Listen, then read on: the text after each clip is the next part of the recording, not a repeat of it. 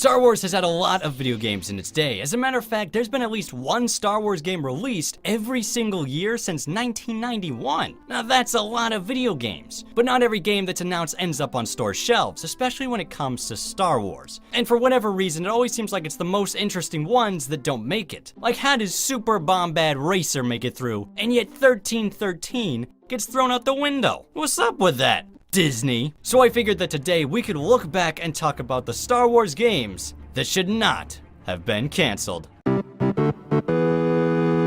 The Star Wars Jedi Knight series was absolutely fantastic, especially the last two, Jedi Outcast and Jedi Academy. Those games were just so good, and they featured easily the best lightsaber combat in any Star Wars game ever. Certainly better than those Force Unleashed games. The lightsaber combat in that was terrible. I mean, what is this, a light-up baseball bat? It's just ridiculous. Now, after Jedi Knight Jedi Academy released, the developers Raven Software had plans to continue the Jedi Knight franchise. This time, however, it would be a direct sequel to Jedi Knight 2, Jedi Outcast, with the intention of wrapping up Kyle Katarn's story for good. But for whatever reason, LucasArts decided not to move forward with this, and as you probably guessed, it was canceled. There was another attempt at revitalizing the franchise that would have been connected to Dark Forces, however that was ultimately scrapped as well, and we ended up with Star Wars Obi-Wan. That's right, this game is basically a continuation of the Jedi Knight series. I'll be honest, I would have preferred Raven Software's Jedi Knight 3 instead.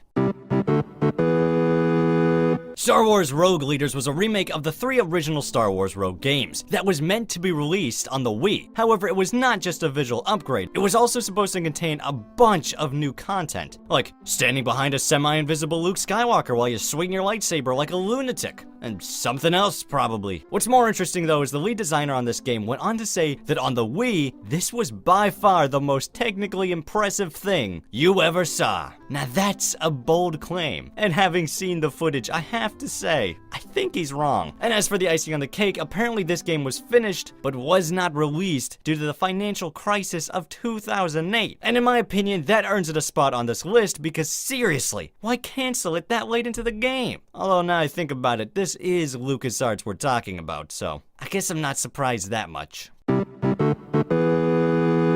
Star Wars Republic Commando was a fantastic game, filled with epic squad-based combat that arguably has not been matched in any game since. And personally, I've been wishing for a sequel ever since it came out. And the truth is, there was supposed to be one. Even before Republic Commando was released, the LucasArts team had begun thinking about ideas for their future game. One thing they knew for sure was it'd be called Imperial Commando and set during the reign of the Galactic Empire, with one possibility being that you'd play as an Imperial soldier who defects to join the rebellion. And the other possibility is that you're hunting down Jedi to execute Order 66. Unfortunately, this game was ultimately canceled before it had made it that far into production. And the reason for its cancellation was because LucasArts decided to reboot itself, which as far as I can tell essentially meant firing most of its staff to replace them with new people. So, well done, LucasArts.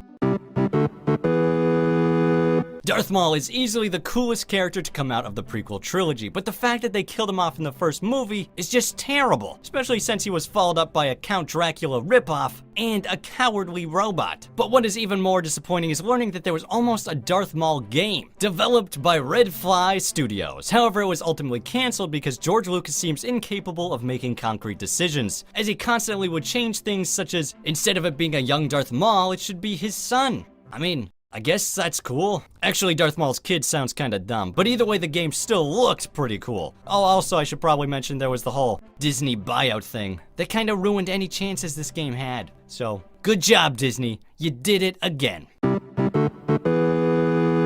Before I reveal the #1 Star Wars game that should not have been canceled, I wanted to list off some honorable mentions, so let's see here.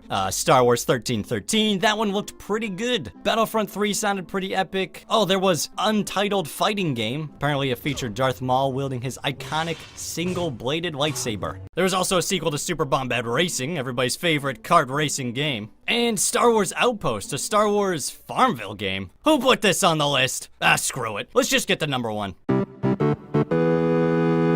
Star Wars Knights of the Old Republic is easily the best Star Wars game ever made. You can disagree with me if you want, but you would be wrong. Also, the second one was pretty good too. A bit buggy, but pretty good. So as you might imagine, when you have 2 smash hits as this, the only logical next step would be to make a third one. And that is what they certainly tried to do. twice. That's right, it appears there have actually been 2 attempts to get KOTOR 3 in motion. One of those attempts was by BioWare, who had apparently made quite a bit of progress into the game before it was cancelled due to financial troubles from LucasArts. Aside from that, there really isn't a whole lot known about this game other than some concept art that's been released. That one says Coruscant, so I guess that's interesting. Now, the other time KOTOR 3 was in development was at Obsidian, and in this case we know a lot about the story, but very little about its production. Apparently the game would have centered around a protagonist who had went in search of Revan in the outskirts of the galaxy, only to discover the lost Sith Empire was alive and well. And from there, the main story would have revolved around your main character navigating through this evil empire. Despite all this information on the story though, it's likely that Obsidian hadn't made it very far into production before it was ultimately scrapped, which is honestly too bad because it sounds pretty interesting. In the end, what we did get was the MMO Star Wars The Old Republic, and while I did enjoy the game, it certainly wasn't the follow-up to the KOTOR franchise that BioWare was promising us. What it really was just another World of Warcraft ripoff, which is a shame because not only did this game kill the chances of us getting a KOTOR 3, but it also killed off Star Wars Galaxies. So good job, BioWare. I hope you're happy.